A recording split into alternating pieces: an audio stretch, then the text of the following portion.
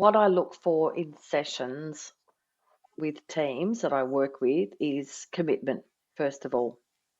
If the commitment isn't there, if it's just another experience that they think they have to go through another process, then that is a concern. So in the training, I try to look at motivating factors so that people actually understand why their commitment is important. And engagement. If there's a top-down approach, but the culture isn't right, so if the systems are driven top-down, but there's not a culture of engagement with teams and work groups, then that's another red flag for me. So commitment and engagement are the two key. Then you start to see shifts as well. And when there is that commitment, leadership commitment, and then they can tie in some processes like Roland was talking about with consultation, and then feeding, what are they going to do with that feedback, and actually putting those actions into place. And then that builds trust, because if people are giving feedback and making complaints or providing incident reports around near misses or incidents that have occurred or harmful behaviours and nothing ever happens, then people lose trust and they lose faith in the leadership team as well. So that commitment and engagement is really important. Yeah, and losing faith in the leadership team, it's a position no organization actually wants to be in. And look, Maureen, along the same road, it's trying to instill new habits within the organization, and again, not over complicating things. Just going back to square one on leadership within the teams to try and get that consistency. One is just collaboration, and to gain collaboration, I find some simple things of just goal setting, and they don't have to be over the top goal setting.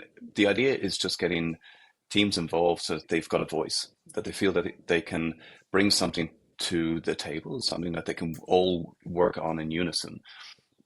When, as human beings, when we get to collaborate together, when we all start to get our teeth ingrained into things, it actually releases oxytocin, which is a hormone that's used for many different parts of our lives. But oxytocin, it's a bonding hormone, and it influences behaviors like trust. It influences our actions and our momentum. And when that's released within teams, just that simple thing of giving people something to work towards, it's actually really powerful. It really gets people joined together.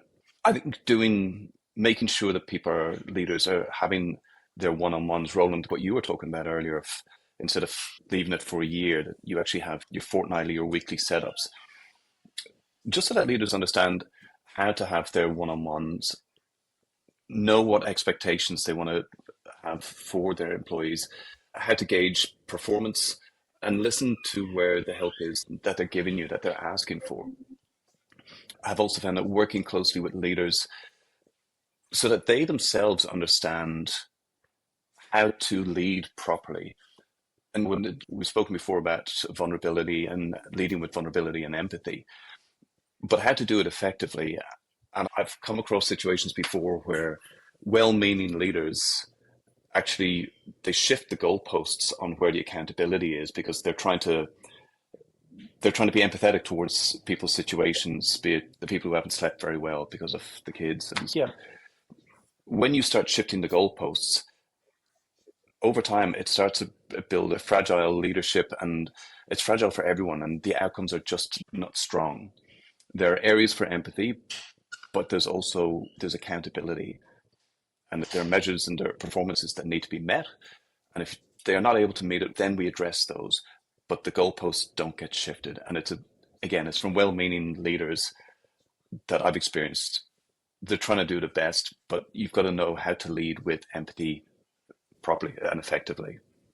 Yeah, and I think one of our key values that we had at GRACEX is the empathy over sympathy. So you don't need to agree on every items that you work on, but certainly you need to keep your empathy all the time. And I think this is absolutely a goal. I think it's important, of course, to celebrate the wins when wins happen. And it's also important to discuss when it's a loss in whatever shape or form that looks like.